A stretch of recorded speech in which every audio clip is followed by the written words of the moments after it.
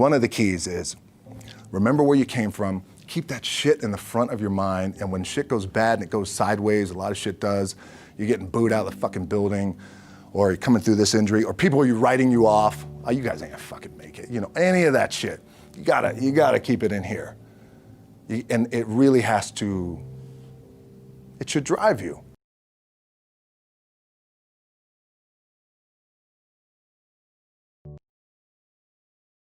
This idea and this notion that you could be anything you want and you can accomplish anything you want, right? We hear that. You've heard that from the time you were little boys. You hear that now. You're already incredibly accomplished. You can win an NBA championship, MVP of the league. You could become president. You could become governor. You could be in entertainment. You could do Charles, and you could do Shaq. You could do that. You could do whatever you want to do. You guys know that.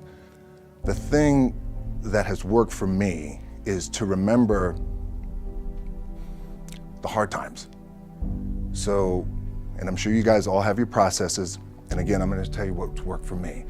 So before a big movie comes out, before, back in the days when I was wrestling with WWE, a WrestleMania match, anything big that would happen, I would always take a moment and I'd just remind myself, all right, I was evicted when I was 14. We were kicked off the island. We couldn't live in Hawaii. Had no place to live. A lot of shit happened then when I moved to Nashville. I was arrested multiple times by the time I was 16 years old. I gotta remember that. If I were playing on this team, which my skills are, what's that term? Oh, the shits.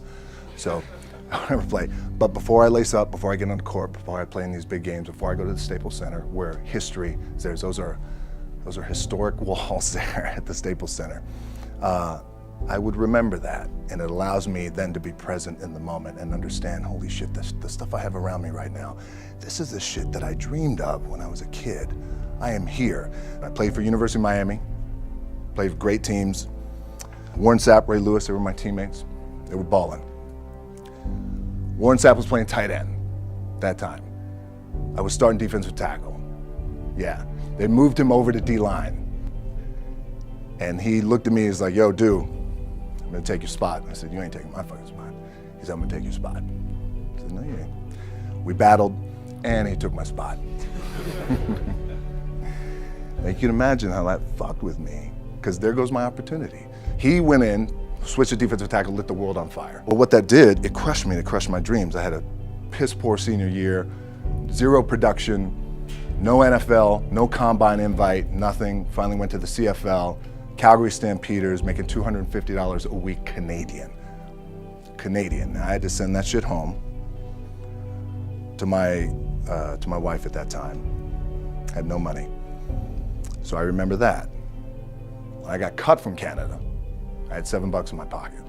And I always tell that story. So now my production company is $7, advertising agency is $7, everything is $7. So I always remember that. What helps me is to keep the hard times in the front of my mind, because it allows me to go into these big moments that I've worked my ass off, and you guys have worked your ass off. It allows me to go into these big moments with a different perspective. What it also does for me, and again, this is what works for me. Like, I keep my back, excuse my language, my back is up against this motherfucker every day. It's against this fucking wall. Excuse my language, ladies in the room. But it's up against this motherfucker because it's what I believe in. And when my back is against this motherfucker, then there's nowhere to go. But that way. That's it. So I feel like this could be something, an ideology and mindset that could help you, if you look at it that way. Because you made it already. We made it. We're successful boys, and we're lucky boys to be where we're at. Oh, you guys made it. Everybody's rich in the room. Nobody's gonna get evicted anymore.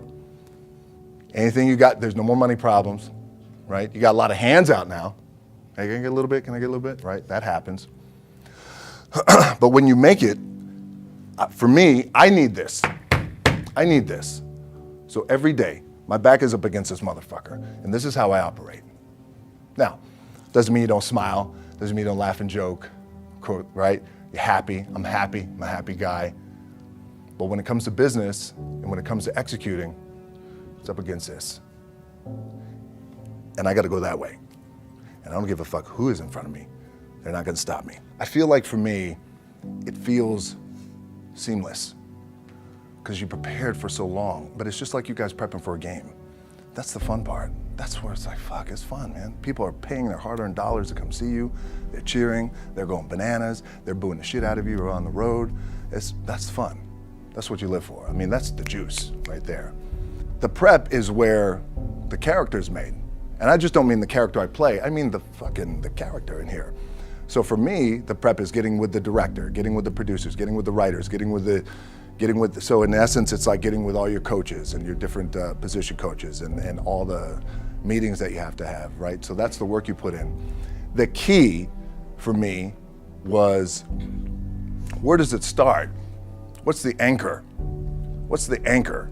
So I could have all these ambitions and you guys have all these ambitions, which is great. It's important. I'll play this role, you'll play that role.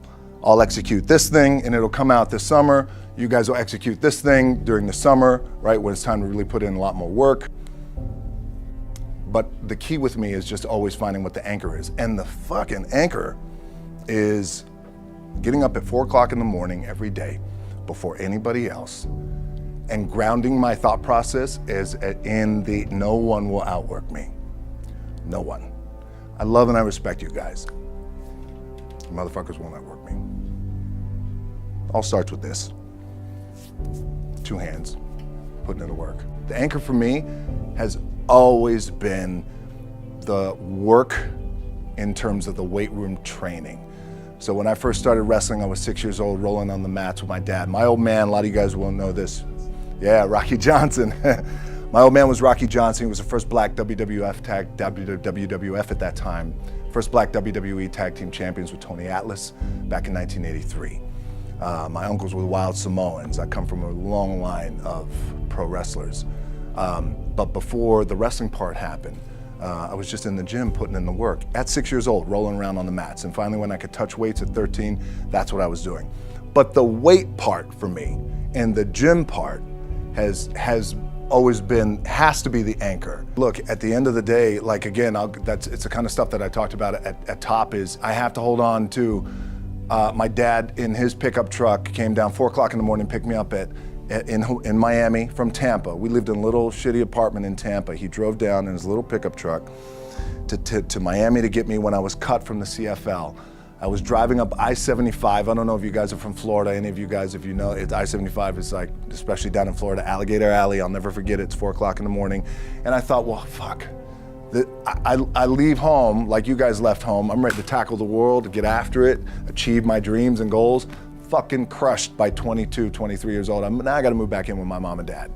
I played on great teams though. Wait a second, this is not supposed to be my future. I'm supposed to be in the NFL right now. I'm supposed to be making a lot of coin and buying my parents shit, buying me shit, taking care of my wife, but it never happened. So I pulled out my wallet, I thought, well, let me see how much money I have. I opened it up, I had a 5, a 1, and change. I'm not fucking around, and well, at least I rounded up to $7. But I thought, God, ain't this a bitch? I got $7 in my pocket. Where the fuck do I go now? What do I do? I can't go back to CFL, because you know, the point comes where you hear that voice, big run's over. Like, you're done, right? So I heard that voice. So as Coach was saying, man, I hold on to that shit. I'm telling you, my back is up against this motherfucker. We laugh, we joke, we have a good time. Press is always fun to do. Sometimes you gotta make it fun. That's another thing. You gotta do your best to make press fun if you can. But my back is still up against this motherfucker. I do not forget it. What this also helps me do, and again, it works for me, is at some point, you gotta be fucking tired of not being number one. You have to be, and you gotta fucking play angry, and I play angry. Now, I'm cool and calm with my approach, and when I step out on my field, which is a set, or, you know, like, there's some, and you're always gonna have haters, and haters are like, well, God damn, man, how many movies are you gonna make, or how much shit are you gonna do? Like, you do a lot of shit. I say, yes, it's my ambition. Of course, why not? I could do it, yeah. I love what I do. And not only that, but in what world do we not work every day? Doesn't mean, it's just like you guys in the off season. You gotta work every fucking day. It doesn't end. My back is up against this thing, you know, and I started to play angry, by the way, and I still play angry. My last match, Brock Lesnar, transitioned, and I realized if I had to be great at something, I wanted to be great in this world of Hollywood and movie making and producing and entertainment, I had to commit, and like you guys have to commit. Obviously, you commit to something, commit to the goal. So I quietly retired. 2 years later, I thought, what the fuck did I do with my career? Because my movies were not doing well. I was written off. I was like, it was around 2006, 2007. I was like, God damn. I left, I pulled a Jim Brown. I left when I was on top, like #1 in the wrestling business, and I left. It was a ballsy, gutsy, some call it stupid move, but I had to commit and I had to follow what was in my gut. And at that time, I'll share this with you guys, and Will Smith is my boy, and I sat down at that time with the agency I was with, and they said, what do you want to accomplish? I said, I want to accomplish the world. I want the world, and I want Will Smith's career, and I said, and I mean this respectfully because I know he's here at this agency with us, I want to do it bigger and better. And they looked at me like I had 3 fucking heads, and they were like, okay. But I still stayed focused, and I still had still put in the hard work with my 2 hands, and that's it. And that's what it comes down to with you guys. One of the keys is, remember where you came from, keep that shit in the front of your mind, and when shit goes bad and it goes sideways, a lot of shit does, you're getting booed out of the fucking building, or you're coming through this injury, or people are writing you off, oh, you guys ain't gonna fucking make it, you know, any of that shit. You gotta keep it in here. And it really has to, it should drive you.